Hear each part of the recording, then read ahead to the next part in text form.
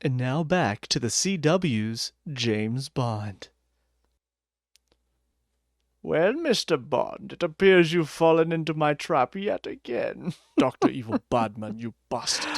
Now, before I press this button, both simultaneously turning on the death laser that will kill you and also setting off nukes all over the world to destroy everyone, I have one question for you.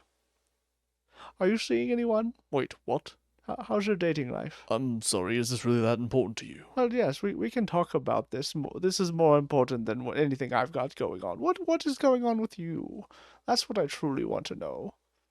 What's up, guys? Mason the Brock Henderson here, and this is The Flash, Season 8, Episode 10, Reckless.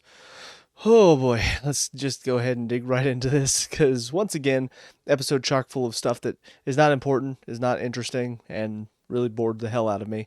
First of all, probably the most interesting story, but I'll tell you why it still sucks, is everything going on with Caitlin, Killer Frost, and their mom. Because I want to compare this to Superman and Lois real quick. If you've not seen it, essentially one of the storylines going on for the current season I'm watching is Lois is dealing with, there's another world where this man named John Henry comes from, where he was married to Lois and they have a daughter together. And in that world, Lois was killed by Superman. So John Henry and his daughter come to their world, and now they see Lois is married to the man who killed their wife/mother. And now they're dealing with that. Lois is trying to deal with the fact that these people look at her and see, for John Henry, a wife, for Natalie, a mother. She's trying to deal with all of that. And all of that it's a very interesting concept. It's not very relatable, because obviously it's not something that'll happen in our world, because we don't, as far as we know, we don't deal with alternate timelines, alternate universes, all of that. So it's not a relatable story, but it's interesting. So take that, come to the Flash, and you've got this situation where you've got Caitlin and Killer Frost. We don't have other beings living inside of us that are suddenly given their own body. That doesn't happen in our world. So it is kind of interesting to think about. And then, of course, from the mother's point of view, she's not looking at Killer Frost as anything more than an experiment. But the fact of the matter is, she's more than just an experiment. She's her own person now. And so now their mom is trying to come to grips with that fact and trying to look at her as another daughter. And that's an interesting idea for a story. The difference, why this story sucks, I don't give a shit about these characters. I care about Lois and John Henry and Natalie because they've made me care. They've got me invested in those characters. They've told a good story. The acting on them is really good. These characters are bland and boring. There's nothing outside of, for Caitlin and Killer Frost right now, there's nothing outside of their relationships. That is all they've been focused on. And the mom hasn't even been involved hardly for the past few seasons, to the point where whenever she first showed up in this episode, it took me a minute to remember, oh, right, that's their mom, because we've hardly seen her. And so now all of a sudden she's coming in. They want to have this very in-depth story and talking about, oh, well, I wasn't looking at you as a mom should, but now I am, and I need to be there for you as a mom and all of this stuff. I don't care. I don't care about any of this because you've not made me care about any of these characters. Killer Frost had an interesting story last season, whenever she was sacrificing herself to go to prison to basically save all these other metahumans. And then they just sort of quickly wrote it away by, oh, she saved a few people, so she's out of prison now. It sounded like it was a final, she's going to prison for the rest of her life. There's no way she's getting out. They just rewrote it because, oh, well, we can't have that. We can't have sadness. Even in this story, you got this setup. Essentially, Killer Frost is putting herself in danger because she realizes it could save lives. And the mom, I don't remember her name, Tannenbaum, I think is her last name. No, Tannhauser. But essentially, Tannhauser is coming in looking at this going, we can make this work. But she's not seeing the danger that it's putting Killer Frost in because, again, she's not looking at her as anything other than, well, she's just a lab experiment. And it turns into this whole thing where now Tannhauser apparently also has cryogenic genes in her or something like that, just so she can also go in the line of fire with Killer Frost. I don't know why, other than just they wrote it in for this episode to give us that scene where they're having to do it together as mother and daughter. And the thing is, I'm looking at it going, okay, this is setting up for her to die, right? Like that's what they're doing here. Because if she doesn't, now all of this just feels pointless. You have all these scenes where it feels like they're finally connecting.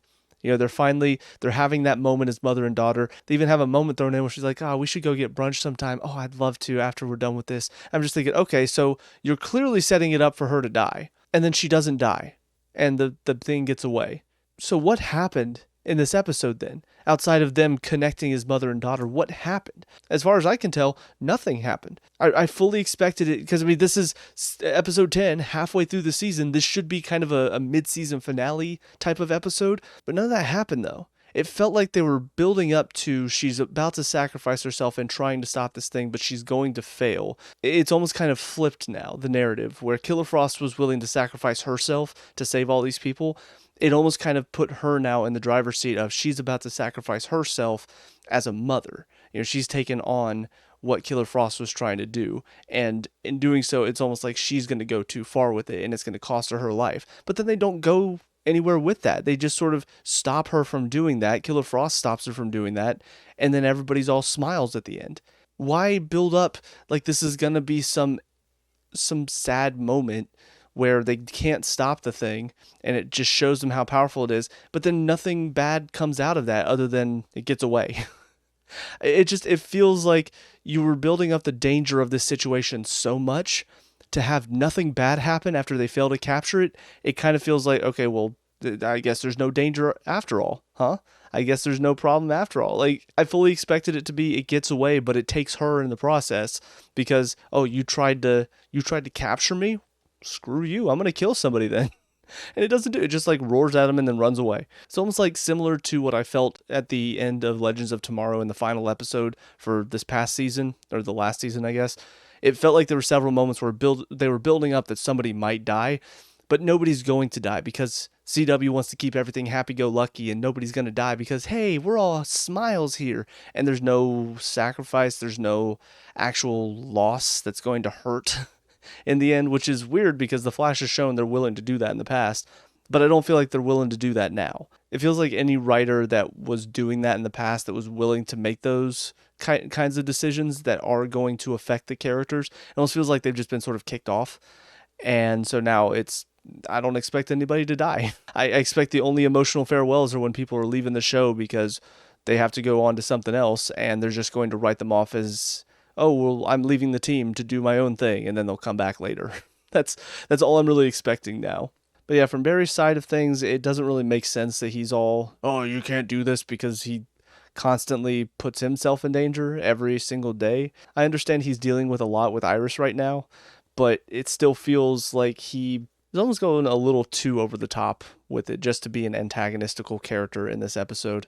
The stuff with Iris and Sue right now in this, I don't even remember her name now. She's so not important in my head.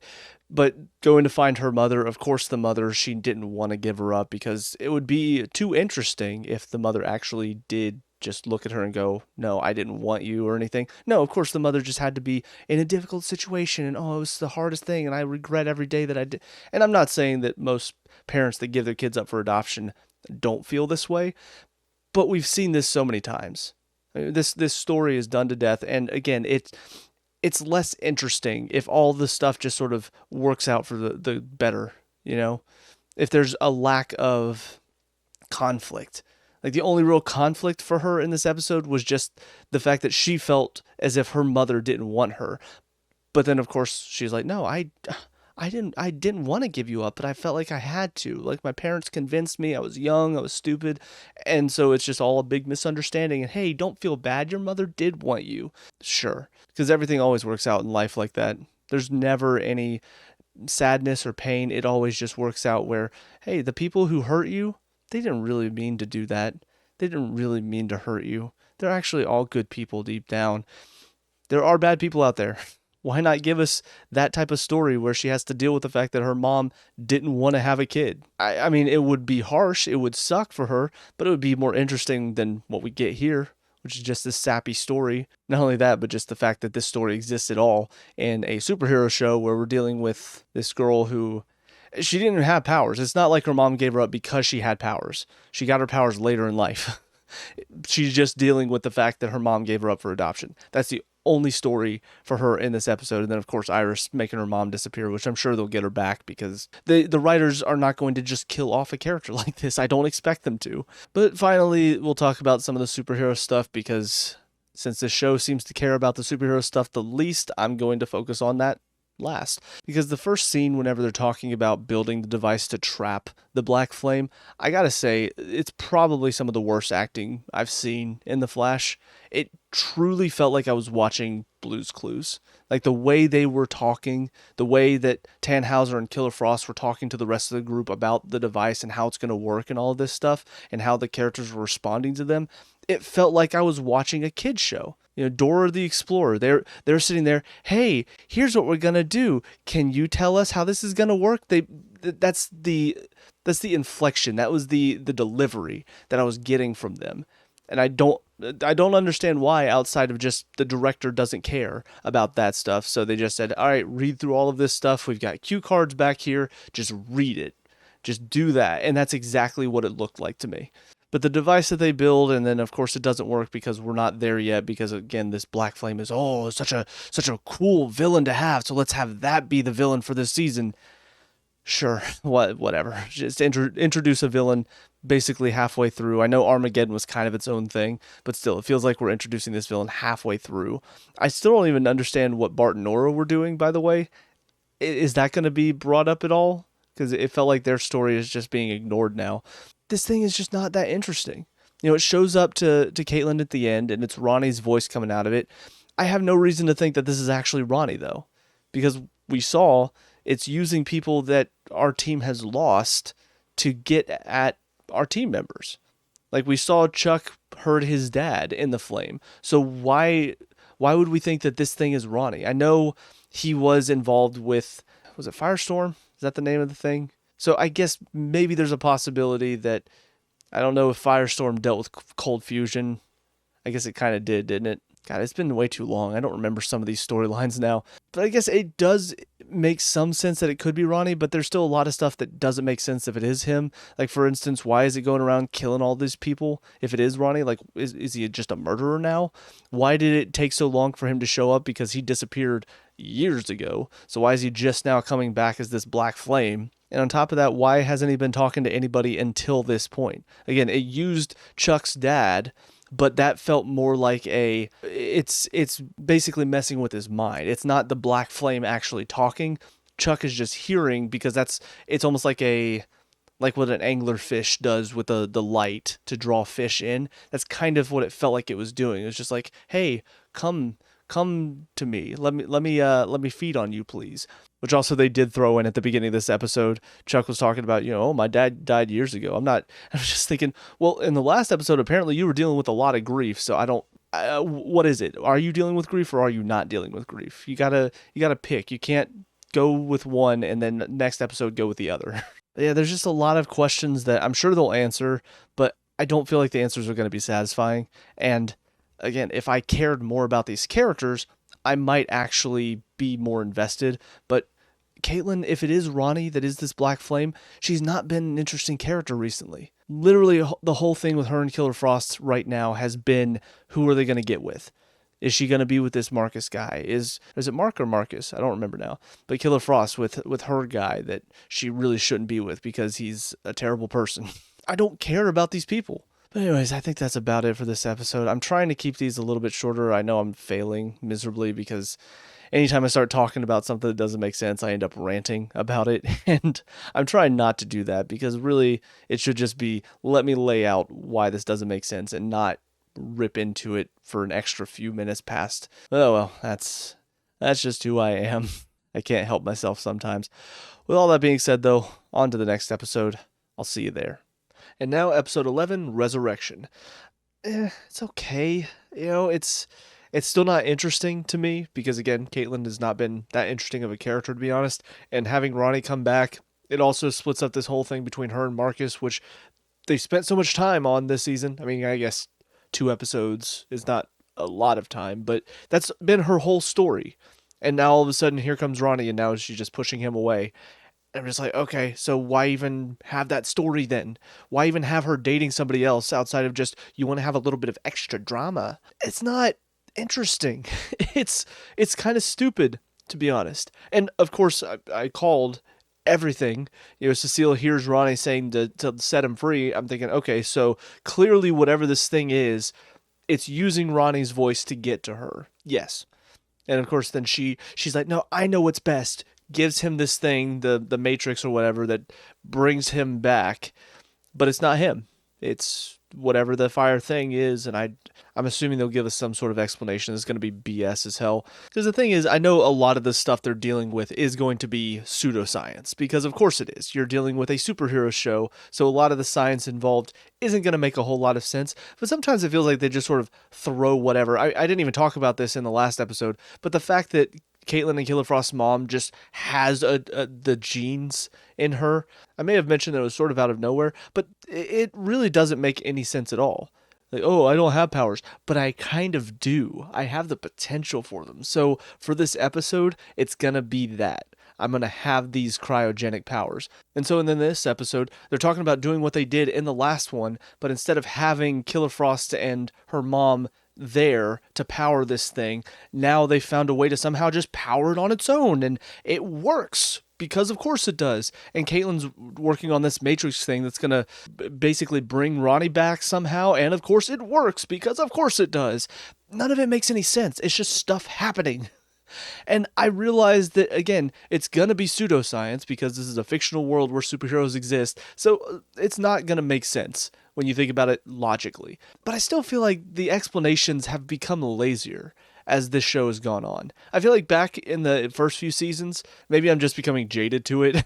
So maybe if I go back, I'll have the same issues in the first few seasons. But it felt like they made sense within the confines of the world. It wasn't just, hey, I can do this now because of course I can, because I need it for the plot. It was actually, they managed to find a way, something sort of clued them in, or sometimes it was Deus Ex Machina that sort of lucked them in to whatever they needed to build.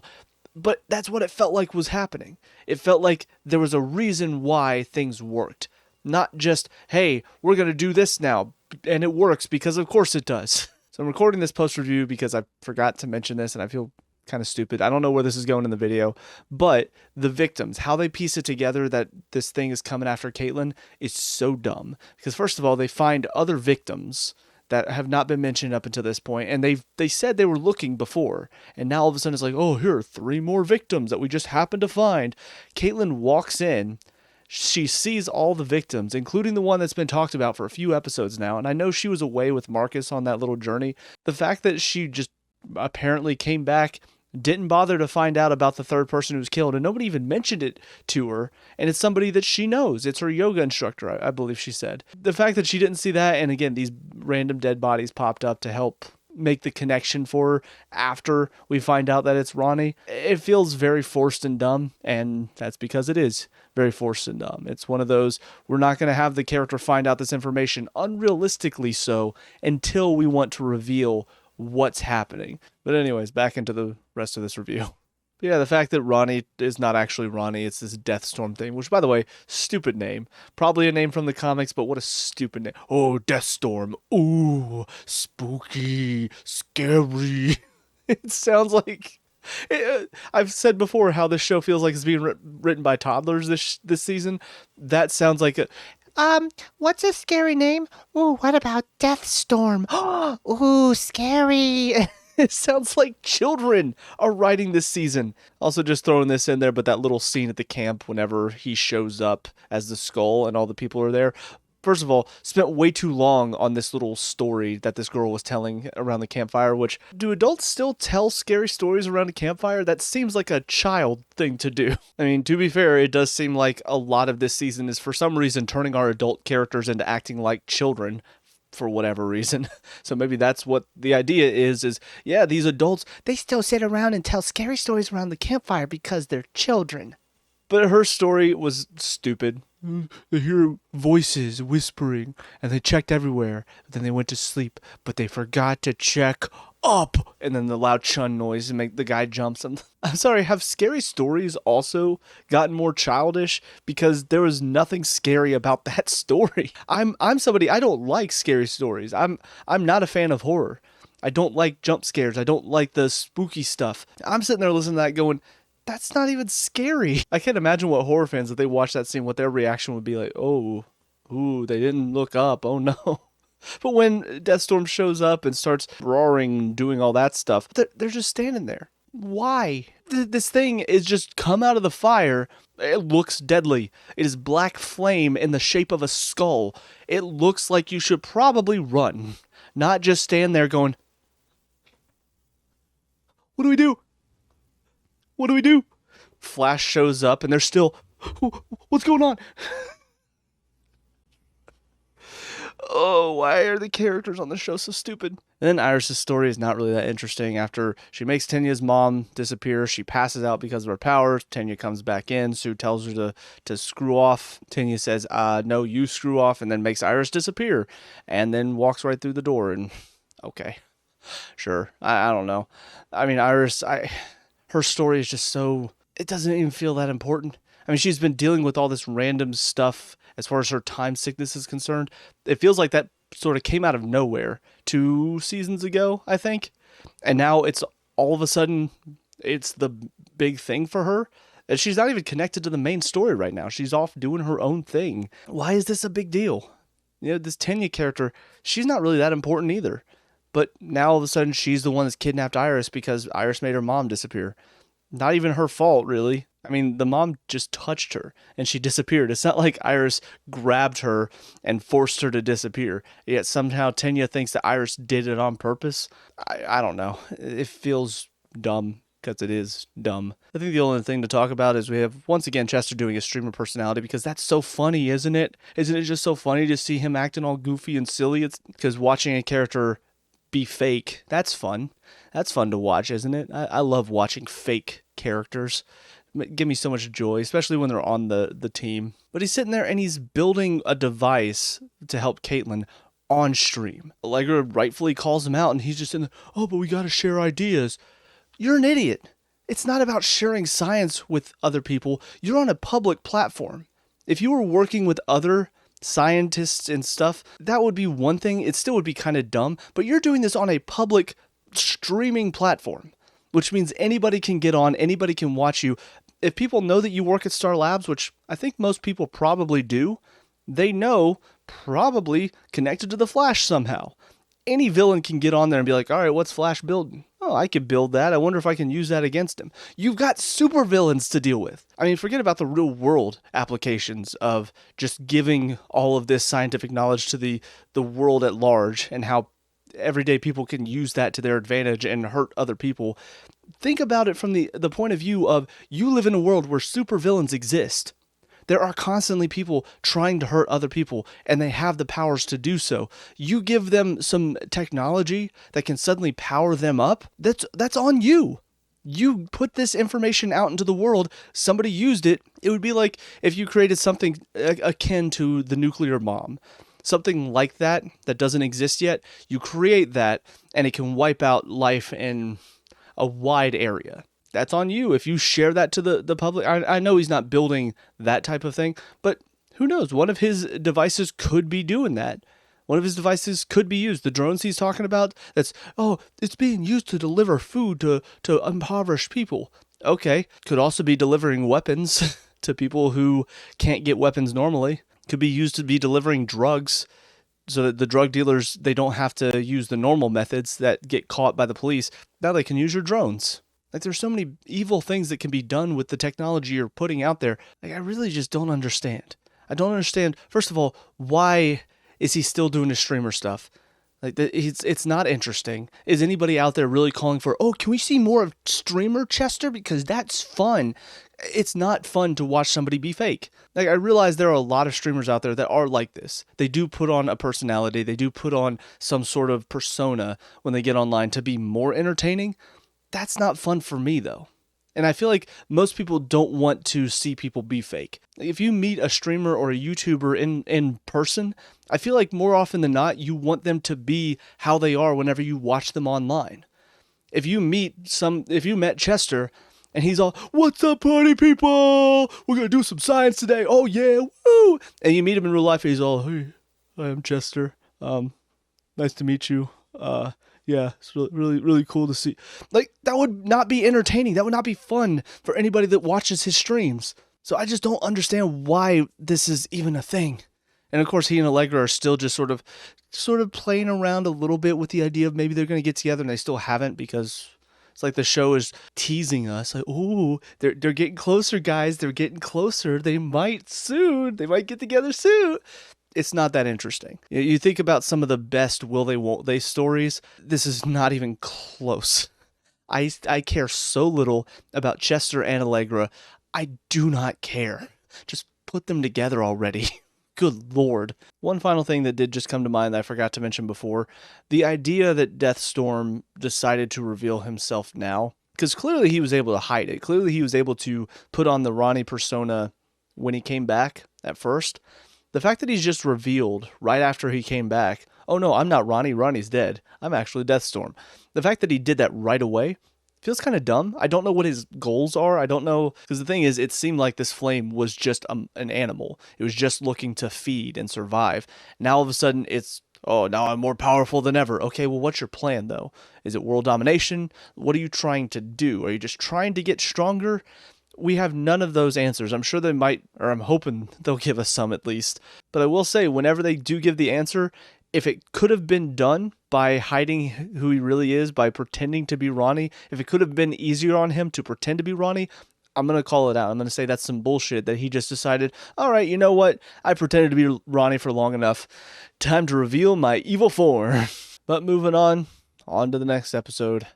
I'll see you there. And finally, episode 12, Death Rises.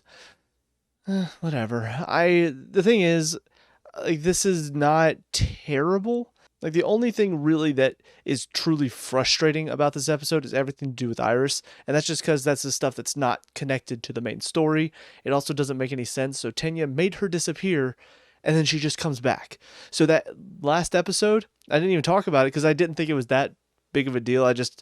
I thought it was kind of dumb that they ended it on with Sue showing up and telling Barry, Iris is gone. It's like this big moment for him, and there's like this dramatic music playing. I didn't think much of it. I just thought it was kind of a silly scene. But the truth is, it's actually dumber now because Iris just shows up in this episode. Why did we have this big dramatic emotional moment at the end of last episode with Iris being gone and Barry just standing there stunned into silence, and then you just have her show up at the beginning of this episode? No explanation, no idea where she was, how she got out of whatever Tenya put her through, just nothing. She's just back. Like, what the hell? Did the writers just go, how should she get out of this situation? Never mind. We're not going to deal with it. She just shows up. That's fine. Whatever. So that was really dumb. And then, of course, having Eddie show up at the end of this, I don't know. I can't tell if this is supposed to be the Death Force trying to get to her for her grief, or if this is something to do with her time sickness bringing him back somehow. Who knows at this point? I really don't care about her time sickness at all. It's so dumb and forced as far as the storyline is concerned. The truth is, I just don't know what they're trying to do with this. I don't understand why this is even a story. But as far as the main story is concerned, I mean, it's kind of just the same old stupid bullshit that I've come to expect recently. You know, you've got Cecile's powers apparently is the only way that they can track him. So I'm like, oh, so another villain that Cecile can be used to fight against, just like with whatever his name was in Armageddon. Cool. She's just so important to the team, guys. It feels like they just keep coming up with these villains that can only be tracked through emotions or using empathic powers just to make sure Cecile stays important to the team. Because if not, she wouldn't be useful outside of just giving emotional speeches. I guess she's also pretty good at giving expositional speeches because they can't show us what's going on. They can't show us how her empath powers are used. They just basically have her go, ah, ah, ah. And then afterwards she goes to the team and goes, hey, here's exactly what I felt. Here's exactly what it probably means. Here's exactly what was said, because it's so much more fun to just hear her talk about it, not actually see. And that's the thing about it, is just, I feel like the way that they use her powers in this show is really boring. Like there could be cool ways that we could visualize how she's experiencing these empathic powers, but instead we don't get that. Like I said, we get her reacting to the powers, and then she explains what she was feeling to the team, and that's kind of it. Yeah, finding out apparently Deathstorm, he's just collecting all this grief so he could put it inside of Caitlin, and then I guess Caitlin somehow is going to become his bride because of that. Don't ask me how that makes sense. It just does. But I will say, as I mentioned at the end of last review, if it would have made sense for him to stay as Ronnie and accomplish his goals without revealing his identity, then I was going to call it out for its stupidity. It makes sense that he should have stayed as Ronnie. Because, yes, I know he's trying to collect more grief to put it in Caitlyn. And you could argue, oh, well, he didn't know that it wasn't going to be enough grief. Fact of the matter is, he could have easily kept collecting grief without the team knowing. I think something that would have been a lot more interesting if you flipped the story now to focus on Iris's time sickness with Ronnie back. And maybe Ronnie's like disappearing every so often, and you don't know where he went. Just, hey, where's Ronnie? He said he had to go pick up a sandwich from so-and-so. Something like that. You do that, and then you come to find out, apparently every time he's been disappearing, it's because he's been going and feeding on people's grief. And you end up finding out he's killed multiple people, and he's been hiding their charred corpses to build up all the grief. And then you end the season with him revealing his true form, and then he's trying to put all that grief into Caitlyn. You could do that, but instead, we have, 10 minutes thinking, oh, Ronnie's back, guys. And then it's revealed, no, he's not. Oh, no, I such a roller coaster of emotions. I love the roller coasters where it's like you go up one hill and then down and then you're just done. That's it. You had like a few seconds to be, oh, so scary. And then you're just done. No more ride. Ride's over. Get off. We're done trying to thrill you, basically. But I really do feel, even though I'm not really connected with that, I think it would have been more of an interesting story. I feel like the plot twist would have been a little bit more interesting if there was some more time spent with Ronnie being back. Still would have called it kind of stupid, but I would have been pleasantly surprised to see him back and then find out later, no, he's not actually back. This has been a disguise this whole time. Instead of just, oh, he's back. Oh, he's not. We're done. Now he's the bad guy. And 100% clarity, I will say that I have been spoiled. Somebody is going to die next episode, because the episode after that, unfortunately, I can see on Netflix, is called Funeral for a Friend. So I know that's coming. I don't know who it's going to be. If I had to take a guess, it's either going to be Caitlyn or Killer Frost. Sure. At this point, it's just kind of, you kill one of them off. Well, it's not like Danielle Panabaker's out of a job. Like, she still could play the other one. So I don't really expect that to be that interesting. I mean, if it's Caitlyn, she hasn't really been an interesting character over the past few seasons, like I said. And if it's Killer Frost, well, cool, then I don't have to watch her and Mark be the power couple. So I really am I feel like I'm sort of on autopilot as I'm watching this show. I mean, there are certain things that do elicit a bit of a reaction when it gets so dumb that I get pissed off. Like Chester's screaming all of this stuff that's basically handing out weapons to villains. The stuff with Iris right now, anytime we see Killer Frost and Mark together, I mean, there are definitely things that do elicit a response, but unfortunately, nothing's eliciting good responses.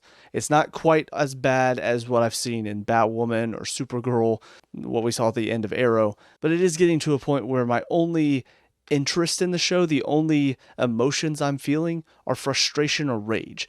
And that's not what this show used to be. So I'm upset about the fact that this show is not really good anymore. But with 2 seasons left, it just kind of feels like I've sort of hit autopilot mode. I'm just watching. If there's anything really dumb, that's what sticks out to me. The rest of it is just kind of meh. I'm just not really having fun. I'm not really enjoying myself anymore.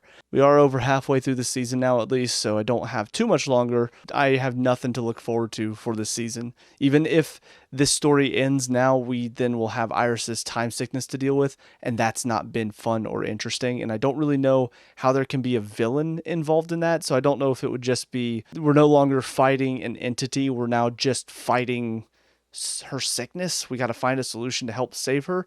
And that's not as fun to watch a superhero show where the superhero doesn't really fight people. He fights an illness. He has to find a cure. And that's, how is that entertaining for anybody? But anyway, with all that being said, those are my thoughts on these 3 episodes. Let me know what you think down in the comment section below. What were your thoughts on these 3? Let me know. We can talk about and discuss all that good stuff. Leave a like and subscribe for future Flash reviews. Also check out the channel. We have a lot of reviews on here as well as some Let's Plays. So check those out if you have time. But until next time, I hope you guys have a great day. I will talk to y'all later. Peace out.